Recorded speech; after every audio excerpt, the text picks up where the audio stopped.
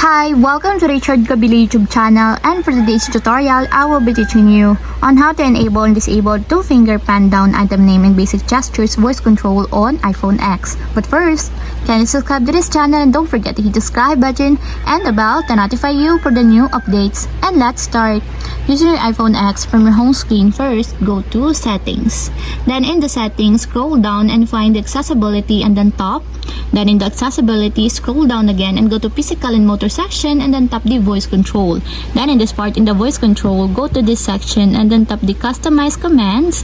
Then in the Customize Commands, tap the Basic Gestures. And then after that, in the Basic Gestures, scroll down again and then find and tap the two-finger pan down item name. Then in the two-finger fan down item name, as you can see that it is already enabled. But you have to activate also the switch button under the confirmation required to fully enable the two-finger pan down item name in your basic gestures until it becomes green. And if you want to disable, turn off this tap again the switch button just like this.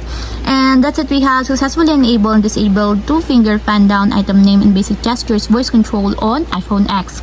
If you have a question, can comment down below and don't forget to hit the subscribe button and the bell to notify you for the new updates. And thank you for watching!